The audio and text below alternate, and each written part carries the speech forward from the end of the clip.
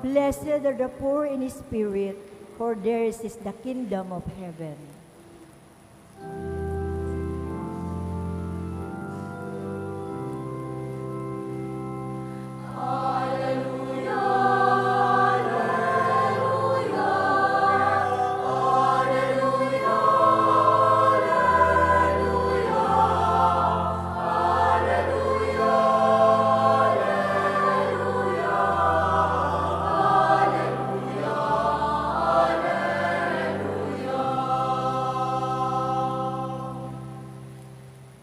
The Lord be with you.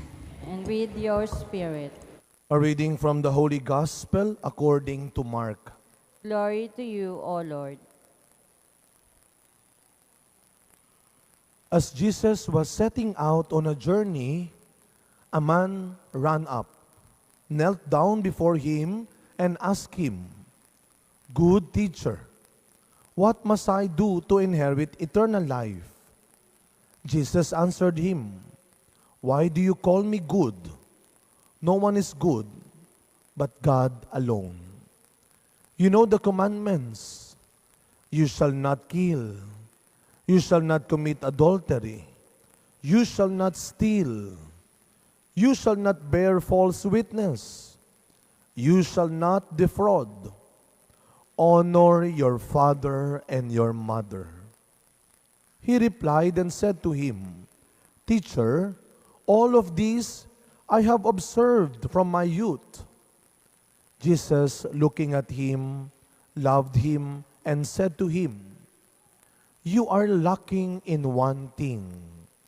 Go, sell what you have and give to the poor, and you will have treasure in heaven. Then come, follow me." At that statement, his face fell, and he went away sad, for he had many possessions. Jesus looked around and said to his disciples, "How hard it is for those who have wealth to enter the kingdom of God." The disciples were amazed at his words. So Jesus again said to them in reply, "Children, how hard it is to enter the kingdom of God.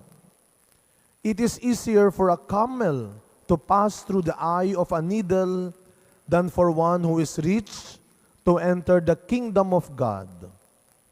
They were exceedingly astonished and said among themselves, "Then who can be saved?"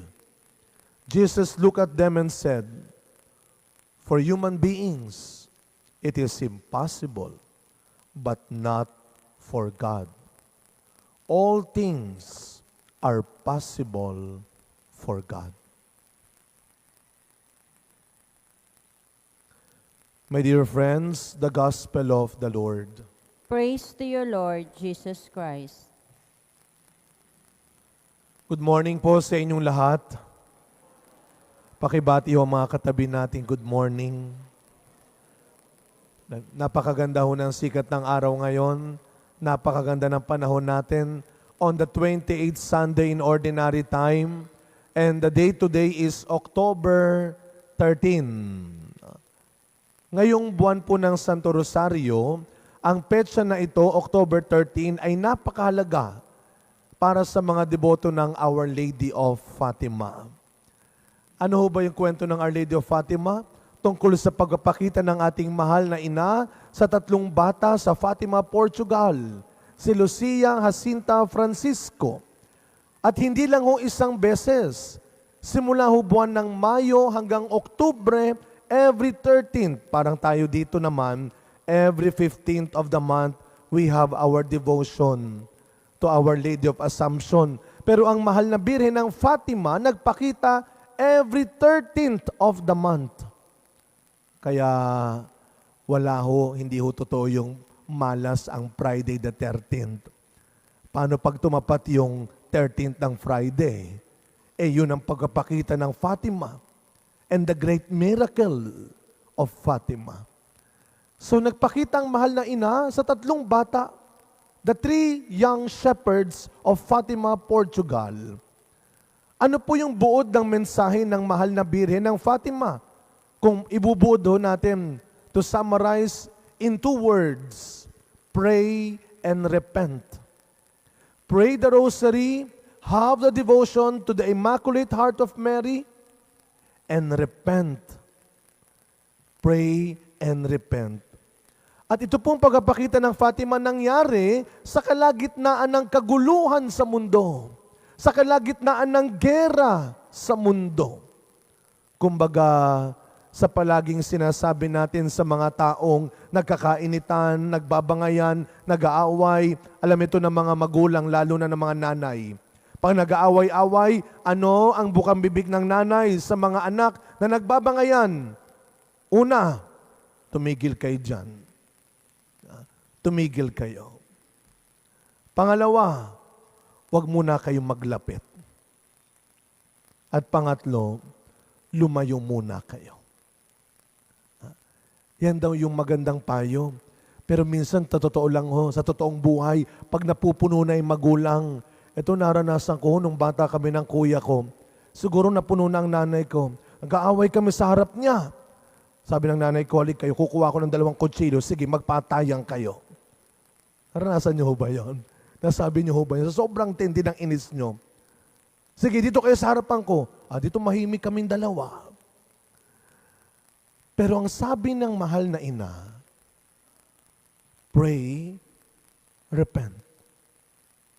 Sa gitna ng pag-aaway-away at kaguluhan, tumahimik muna kayo. Maglayo muna kayo. Distance and time can really heal us, can save us. Pumunta po tayo sa ating first reading ngayon. Kung titignan po natin ang mga tunay na nangyayari ngayon sa mga tao, sa pamilya, sa bansang nag-aaway-away, laging may gustong mauna.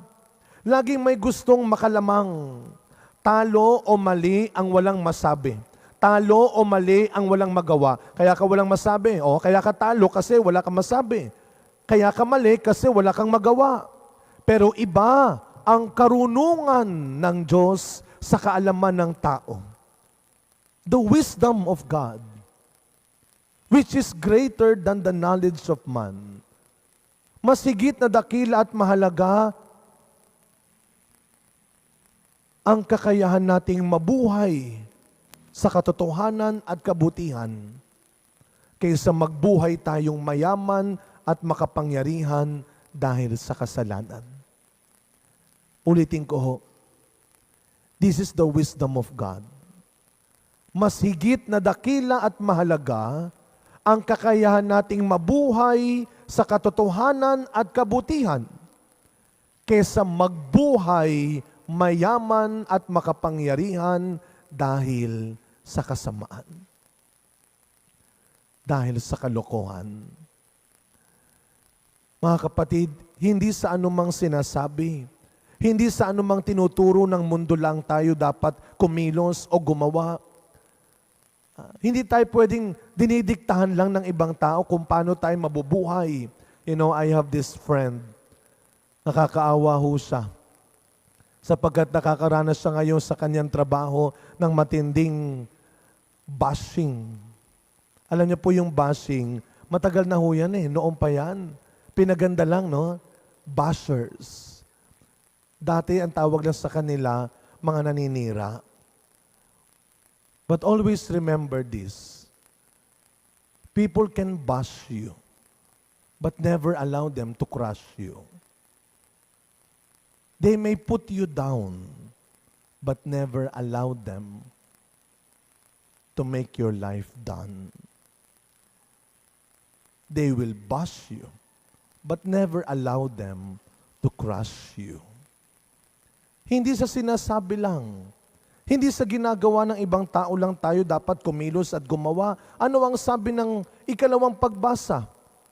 Dapat tayong mabuhay, kumilos, sa sinasabi ng salita ng Diyos, ang tunay na makapangyarihan na dapat nating paniwalaan at sundan. Kung nasanay ka na lang sa mga sinasabing masakit, masama, at hindi totoo ng mga tao, Minsan ganyan na no? Wala na, Father, nasanay na ako. Immune na ako. Sa paninira nila, sa pananakit nila, well, hindi mo alam kung anong kayang gawin ng salita ng Diyos sa iyo at sa kanila.